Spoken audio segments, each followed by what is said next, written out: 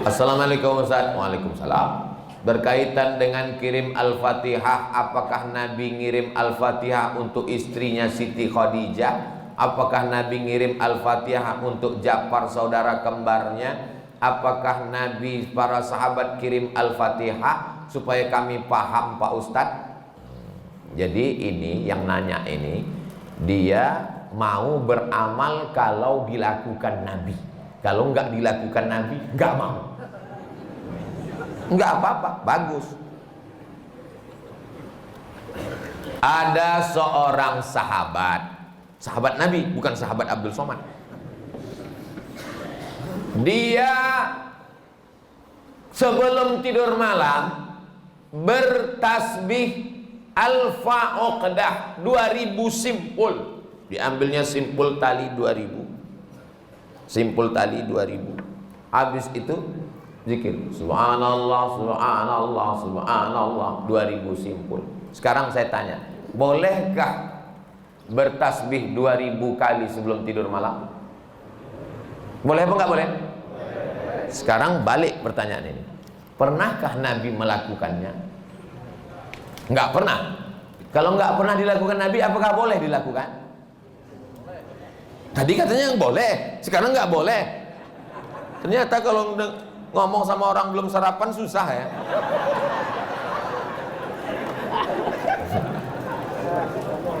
Oke, contoh kasus yang kedua. Ada seorang imam mazhab. Tadi yang bertasbih 2000 kali sebelum tidur itu sahabat Nabi, namanya Abu Hurairah. Sahabat Nabi. Di mana bisa dibaca biografinya? Dalam kitab Syiar A'lam An-Nubala. Siapa yang nulis? Imam Az-Zahabi, Imam Ahlus Sunnah wal Jamaah. Contoh yang kedua. Da'autu lisyafi'i fi salati arba'ina sanah. Saya mendoakan guru saya Imam Syafi'i fi salati, dalam salat saya arba'ina sanah, 40 tahun. Rabbi firli wali walidayya wali Muhammad bin Idris Asy-Syafi'i.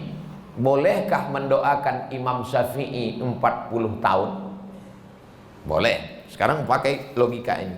Pernahkah dilakukan Nabi? Nggak pernah. Kalau nggak pernah dilakukan Nabi berarti nggak boleh. Ini pertanyaan tingkat tinggi. Apakah mesti disyaratkan, mesti dilakukan Nabi dan sahabat? Puasa Nabi Daud, pernahkah Nabi melaksanakan puasa Nabi Daud secara berterusan? Yasumu yauman wa yuftiru yauman? Nggak pernah. Tapi Nabi memujinya. Apa kata Nabi? Ahabbu saum ilallah saumi Daud. Puasa yang paling bagus adalah puasa Nabi Daud. Nabi tak pernah melakukannya.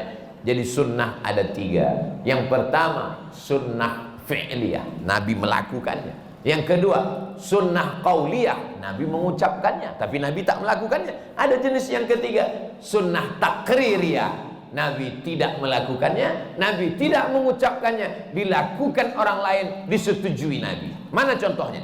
Sami Allahu liman hamidah, Nabi mengajarkan Rabbana lakal hamdu mil'us samawati wa mil'ul ardi wa mil'u ma syi'ta min syai'in ba'd. Tapi ada satu sahabat bacaannya lain. Sami Allahu liman hamidah, Rabbana lakal hamdu hamdan thayyiban mubarakan fi. Selesai salat Nabi tanya, siapa tadi yang baca alhamdulillah hamdan thayyiban katsiran mubarakan fi? Aku enggak pernah ajarkan. Aku ya Rasulullah. Apakah Nabi marah? Aku enggak pernah melakukannya. Kenapa kamu pandai-pandai buat doa itu? Kau masuk neraka jahanam. Apa kata Nabi? Apa kata Nabi? Ra'aitu bid'an wa salasuna malakan yabtadirun. Aku lihat 39 malaikat turun dari pintu langit ingin mencatat doa yang kau baca. Enggak pernah dibaca Nabi. Begitu juga dengan Allahu Akbar kabira. Diriwayatkan oleh Abdullah bin Umar bin Khattab. Nabi mengajarkan Allahumma ba'id baini wa baina khatayaya kama ba'adta bainal masyriqi wal maghrib. Sahih Bukhari. Allahu Akbar kabira ada juga dalam Sahih Bukhari. Nabi tidak pernah mengucapkannya. Siapa yang membaca itu? Sahabat. Allahu Akbar. Tiba-tiba ada sahabat di belakang. Allahu Akbar kabira walhamdulillahi katsira wa subhanallahi bukratan wa asila. Titik. Wajah wajhiyya itu iftitah lain. Selesai sholat Nabi tanya, siapa tadi yang baca Allahu Akbar kabira? Ana ya Rasulullah. Apa kata Nabi? Futihat abwabus sama, terbuka pintu-pintu langit, malaikat turun mencatat doa yang kau baca. Ini jenis takriri. Makanya perbuatan kalau tidak dilakukan Nabi adalah bid'ah. Betul kata Imam Syafi'i, kalau dia bertentangan dengan syariah. Selama masih ada dalilnya, tidak bertentangan dengan syariah, maka dia tidak disebut bid'ah dhalalah, tapi dia disebut dengan mahmudah. Sekarang tentang mengirimkan Al-Fatihah kepada orang meninggal dunia, sampai apa tak sampai? Siapa bilang sampai? Memangnya yang udah meninggal tuh pernah ngasih tahu? Alhamdulillah titipannya udah sampai, makasih ya. Imam Ibnu Taimiyah punya murid namanya Imam Ibnul Qayyim Al-Jauziyah. Punya kitab namanya Kitab Ar-Ruh. Sudah diterjemahkan ke bahasa Indonesia 3 huruf, R-O-H, roh. Di situ diceritakan Imam Ahmad bin Ambal lewat di suatu makam. Ada orang baca Quran. Kata dia, berhenti, jangan kau baca. Lalu disebutkanlah sanad-sanadnya bahwa membaca Quran itu untuk orang meninggal dunia tidak terlarang. Tentang kitab roh ini tidak diragukan, karena ada seorang dapat gelar doktor gara-gara meneliti kitab roh, namanya Dr. Bassam dari Kuwait. Umar bin Khattab punya anak laki-laki namanya Abdullah bin Umar bin Khattab. Dia pesan, kalau aku meninggal dunia, nanti bacakan di atas makamku pangkal Al-Baqarah 5 ayat sampai wa ulaika humul muflihun, dan ujung Al-Baqarah 3 ayat lillahi ma fis samawati sampai habis. Pesan Abdullah bin Umar bin Khattab kepada orang nanti kalau aku sudah meninggal. Berdasarkan itu Imam Nawawi meninggal tahun 676 dari kalangan mazhab Syafi'i, dalam kitab Al-Azkar mengatakan, wa in khatimul Qur'ana fahuwa hasanun. Seafdal-afdalnya dibacakan sekhatam Al-Quran. Kalau tidak sanggup sekhatam Al-Quran, likulli syai'in qalbun, segala sesuatu punya hati. Wa qalbul Quran Yasin, hatinya Al-Quran adalah Yasin. Enggak sanggup juga, Ummul Quran Al-Fatihah. Itulah dia dalil-dalil orang yang membacakan Quran. Kalau enggak setuju, jangan salahkan orang karena orang punya dalil. Saya enggak setuju, enggak usah lakukan. Yang tidak boleh itu adalah tidak ada ulama satupun yang membolehkan, dia membuat sendiri. Nah, itu enggak boleh. Imam Nawawi, ini Imam Nawawi bukan imam sembarangan. Dia bukan selevel Imam Samudra, apalagi Imam S. Arifin. Imam Nawawi, kalau kita baca kitab pertama Sahih Bukhari, di bawah Sahih Bukhari Sahih Muslim. Imam Muslim muridnya Imam Bukhari. Kalau kita baca Sahih Muslim kita nggak paham, kita mesti baca kitab Al-Minhaj Syarah Sahih Muslim Ibn Al-Hajjaj Imam Nawawi. Imam Nawawi itu dalam kitab fikih, kitab besar Al-Majmu' Syarah Muhazzab, Raudatul Talibin wa Umdatul Muftin. Saya ngajar hadis arba'in, hadis paling sedikit kecil arba'in, Imam Nawawi. Hatam arba'in naik kitab Riyadus Shalihin, Imam Nawawi. Hatam Riyadus Shalihin naik lagi kitab Al-Azkar, Imam Nawawi. Membaca kitab Mustalah Hadis yang disyarah oleh Imam Suyuti, Tadribur Rawi, Syarah Takrib Nawawi. Imam besar. Apa kata Imam Nawawi? Mengomentari hadis tentang pelepah korma. Nabi membelah pelepah korma, ditusukkannya ke makam. Apa kata Nabi? Kalau tasbih pelepah korma saja sampai, apalagi bacaan Quran orang beriman. Nah, jadi pertanyaan ini memang simple, tapi ini ingin menggali dan menguji isi kepala Abdul Somad. Enggak apa-apa.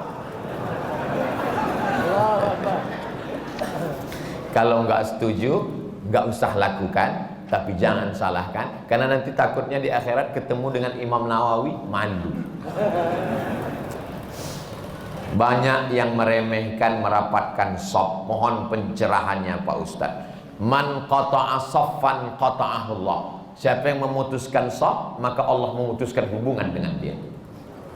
2. Sawwus sufuf, luruskan shaf. Fa inna taswiyatas sufuf min tamamis shalah. Sempurnanya salat karena sempurnanya shaf. 3. Fa inna taswiyatas sufuf min iqamati shalah. Sempurnanya shaf, tegaknya salat. Berarti kalau shaf tidak lurus, tidak tegak salat. Yang keempat, la takhtalifu fakhtalafat qulubukum. Jangan sampai shaf kamu bengkok karena hati kamu menjadi bengkok. Yang kelima, kalau ada celah, saddul furaj, tutup celah. Saddul halal, tutup celah. Celah kaki, tutup. Kaki rapat dengan kaki, bahu rapat dengan bahu. Bahu rapat dengan bahu nggak masalah. Bahu saya dengan bahu bapak karena ada lapis, apalagi baju baru ini nggak terlalu terasa. Yang agak masalah dikit kalau kaki rapat dengan kaki, karena nggak semua orang nyaman. Saya kalau ada orang merapatkan kakinya dengan kaki saya nggak apa-apa, karena saya orangnya nggak terlalu sensitif. Tapi ada orang yang kulitnya tipis, dia kalau kakinya kena, dia seperti kena kecoa. Jadi kalau teman di sebelah kita itu kita rapatkan kaki, dia geser, jangan rapatkan lagi. Karena kalau kita geser nanti dia geser lagi, dia geser lagi. Imam udah mau walat dolin, kita masih ngurus kaki. Khawatirnya dia baru tobat kemarin. Begitu kita geser 2 kali, dipijaknya langsung. Nah, akhirnya orang kelahi dalam masjid. Jadi pandai-pandai merasakan perasaan orang lain. Nah, ini nampaknya sepele, tapi bisa jadi masalah. Kalau kita sesama orang di masjid kelahi, yang ketawa orang yang nggak sholat. Untung aku nggak sholat. Jadi shaf ini. Makanya imam nggak boleh angkat takbiratul ihram sebelum dia katakan sawus sufuf fa inna taswiyatas sufuf min tamamis shalah. Dia tidak hanya sekedar melihat ke depan, tapi dia tengok ke belakang. Dia tengok lurus, dia lihat lurus, dia tengok kaki, saddul halal, tutup celah, baru takbiratul ihram. Tapi nggak perlu juga imam sampai ke belakang meriksa satu-satu. Ada dulu sahabat saya, ketua Majelis Ulama Indonesia, dia sholat. Ketika itu ada mahasiswa Afrika jadi imam di asrama. Mahasiswa Afrika ini orangnya masalah shaf ini dia belakang. Ada satu yang nggak sabar, maju deh ke depan. Allahu Akbar. Nah, ini namanya imam kena kudeta nggak berdarah.